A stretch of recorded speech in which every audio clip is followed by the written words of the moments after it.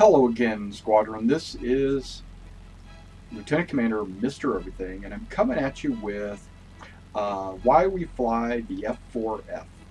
And one of the main reasons why we fly the F4F is because of its durability, its ability to take a hit and continue to fly.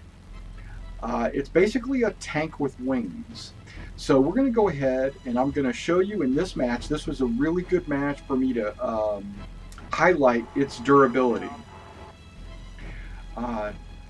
Now we're flying against the Soviet Russian Air Force, and this is battle rating, I think it's right around 2.7 realistic, somewhere in that neighborhood. I didn't actually do any evaluation to see exactly what the battle rating was, but this plane is 2.7, so in realistic, so we're going to go ahead and continue. Now, I'm noticing that there is an I-16, a Yak-9, and a bomber way over here on the right, and I'm going over there to help. I think it was a Hurricane or something over in that area who's dogfighting by himself, and I thought it would be a good opportunity to come over there and help him out. AR2, that's it.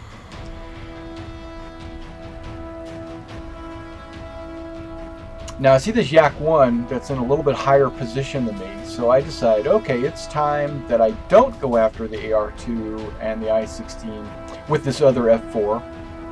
It's not a Hurricane, it's an F4. So I decide to go after the I-16 above, don't I? Maybe I don't. Maybe I go after the I-16, the HD Storm guy.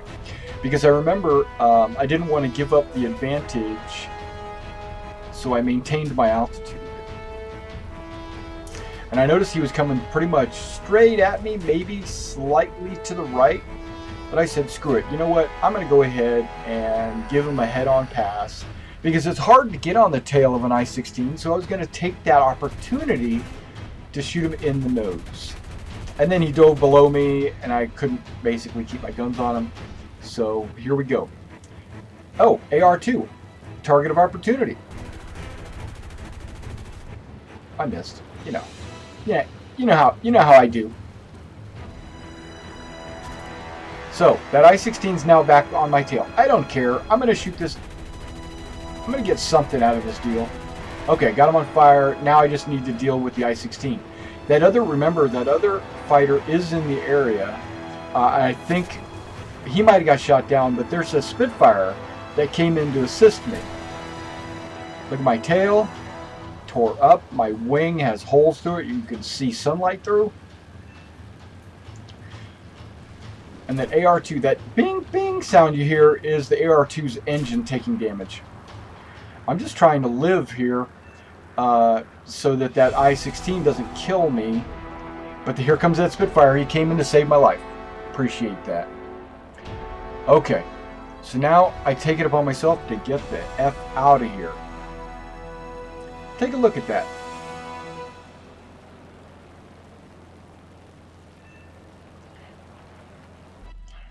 Now in this replay, I do some liberties with the camera angles, but I also accelerate time because you don't need to see the whole flight back to base, right? You don't need to see that. So I'm leaking coolant. I've got a tore up wing, tore up tail, elevators, rudder. Luckily, my ailerons are still working. I could probably continue to dogfight, but there's no need to do that. Not when I have an opportunity to go back and repair. Let's speed up time.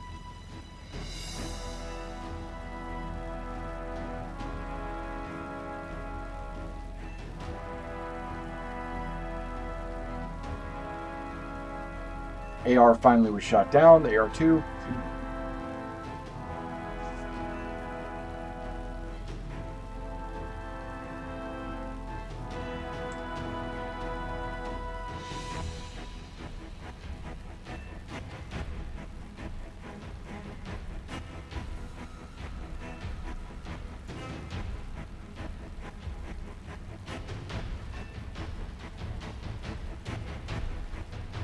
I am also leaking fuel at this time.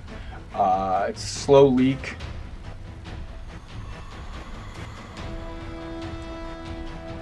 The F4F has self-sealing fuel tanks. Basically, there's like a rubber lining on the inside of the fuel tank. So what that kind of does is, as fuel is expended, that rubberized inside shrinks, so there's no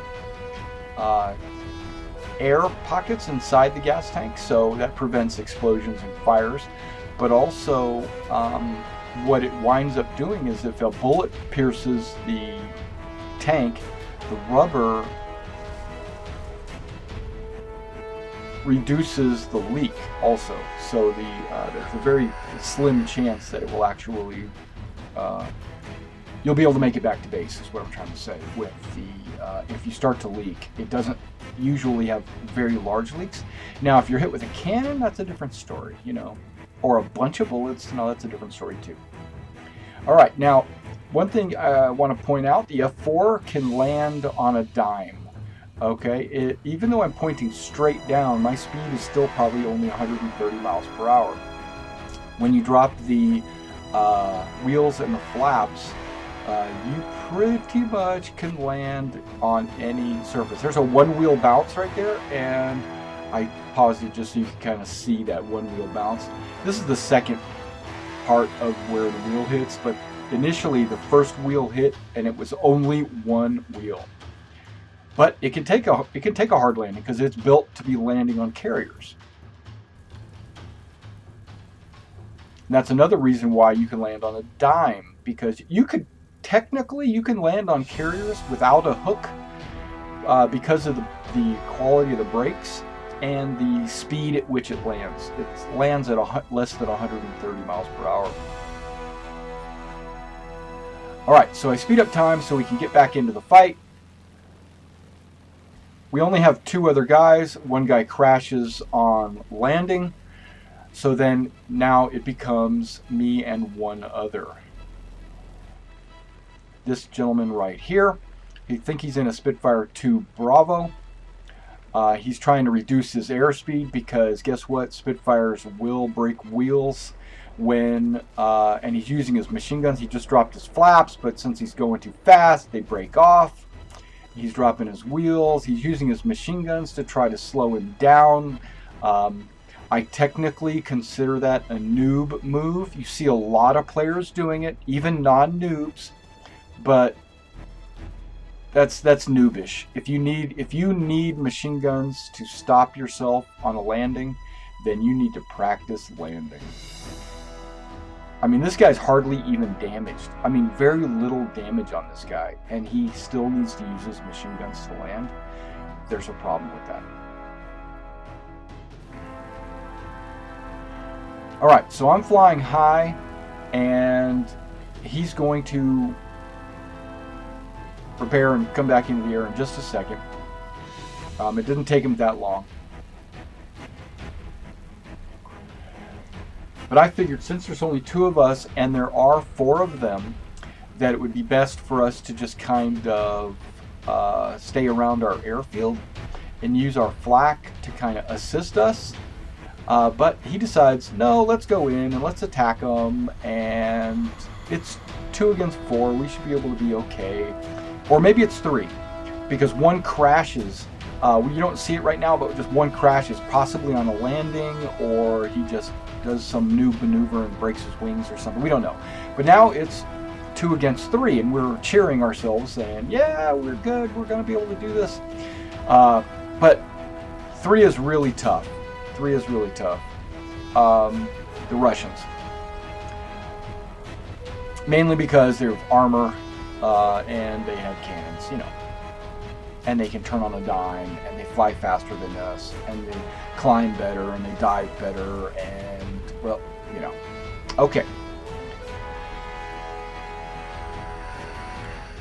At this point, I tell him that I'm going to dive to take out some of the ground targets, because currently the Russians are winning, and we need to take out some ground targets to get our score up so that we can make them come out of hiding.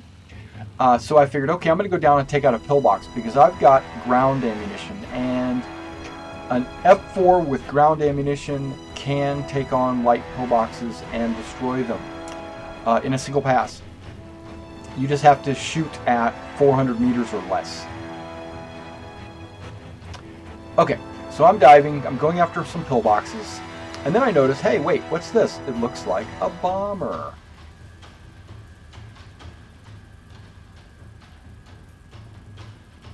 And there he is. It's an SB. So I figured, okay, I call out, I'm going to attack him. He says affirmative, and we proceed to attack. Now, I'm not going to kill the guy, but I'm going to hurt him. This is not a great angle to come in on a bomber. Why? He's got a tail gunner. You should never come in at anything less than a 45 degree when you're coming in on your bombers. I'm directly behind him. He can gun me down. Okay, I got my flame. I dive under the wings. But, if you notice, I'm leaking oil. My oil is leaking. My engine is overheating. So, I tell my buddy, hey buddy, I'm going back to base yet again to repair. He shoots the guy down for me, so now I have an assist. It's brown water right there.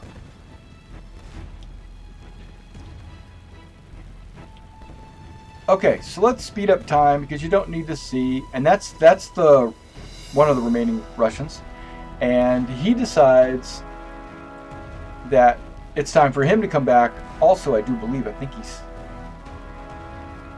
maybe not. I don't remember. No, he decides he wants to stay and dogfight while I go back to base. And I was like, okay, no problem. I'll be back as fast as I can.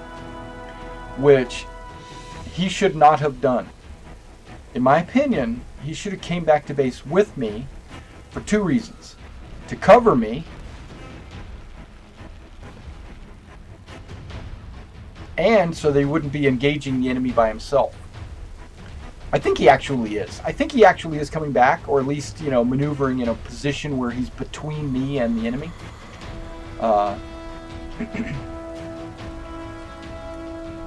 But look, there's a Yak 1.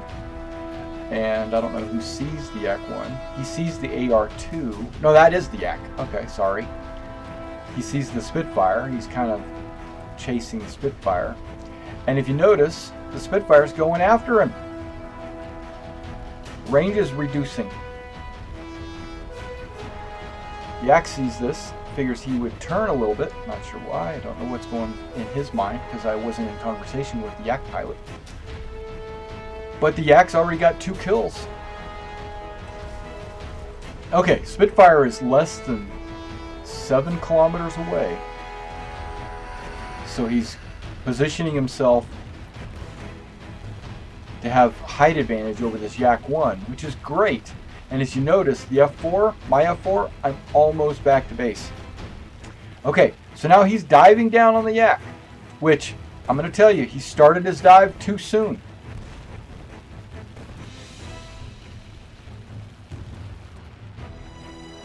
I don't know what I'm doing there. Okay.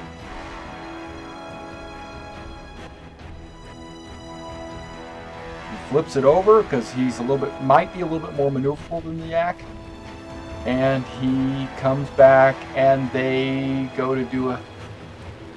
There's also the AR there is trying to give him some grief, giving you a little bit of flight with the British pilot while I land because that's not exciting. Okay, and then they crash into each other. He lost his wing. The AR-2, the Yak's probably shot down also, and they both crash. So the only thing left in the air is the AR-2 and myself. But I'm landing. I'm still landing. I probably still haven't made it back to base. Okay, enough of that. Enough of the smoke. There I am. And you see, I realize that I'm going way too fast. So I figured, okay, I'm going to do a flyby, dropping my gear at about 170 miles per hour, dropping my flaps at about 160 miles per hour, right in that neighborhood, and throttle is at 0, and I see that there's one guy left, and there's myself, and I'm going to make a turn, so I throttle up. I think I'm at like 90%, just so I can make this turn and land into the wind.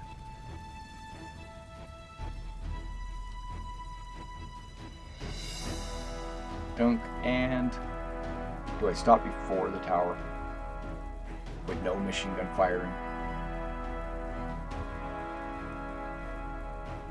Yes.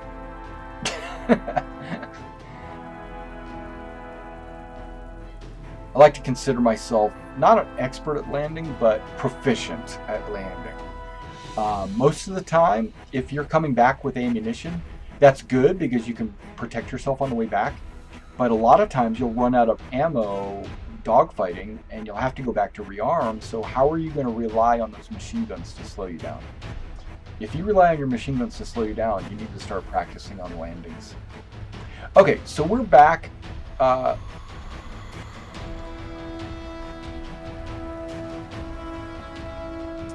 For those of you that are watching this video, I appreciate you guys coming out and checking out this video. For those of you in the squadron, I appreciate you checking this out and kind of just seeing why we're flying the F4Fs. If you guys are interested in joining the 1st Naval Air Squadron community, please come and chat with us on TeamSpeak, or here we are. I see the AR2, and I'm trying to position myself into a good position. I do not want to do the same thing I did before, and that's coming down directly behind the AR2 where he can use his tail gunner to shoot me. Okay? Now he's flying low. That's pretty smart on his part, because if I dive too sharply, I'm going to run into the ground. Also, he doesn't have any guns below him. He only has guns above him. So it's smart for him to fly. And he's also heading back towards Tempelhof, which is that airfield directly in front of us, because there's flak in that area. Okay, but I see that I'm gaining on him, and then I also see that I'm coming under that flak. So I need to dive, build up some speed a little bit. I want to come at this guy at a pretty steep angle. So I'm working on that. Oh yeah, back to the TeamSpeak. Yeah, check us out at onenas.engine.com.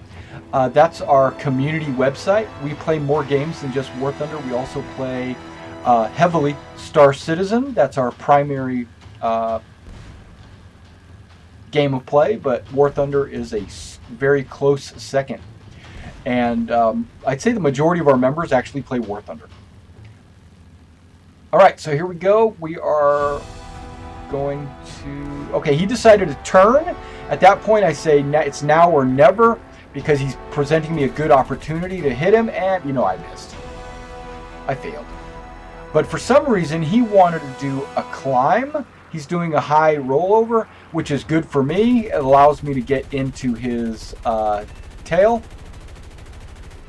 Now he's shooting at me. I try to get below him because I know this bomber doesn't have a below. And his engine's on fire. So I said, okay, it's time to kind of just break away, see what happens with that, because I can always come back. I figured, let's take out this AA that's trying to shoot me. And guess what? The buildings are in the way. And then he explodes and dies. I win. He's the last plane.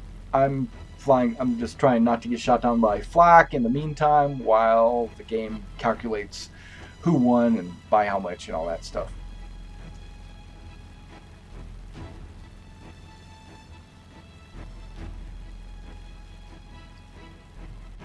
All right, and this was why we fly the F4F. It can turn, it can dive, but primarily it's durable. It's built like a tank. It's not fast. It's not one of the fastest planes, but it will bring your pilot home. I'll catch you next time.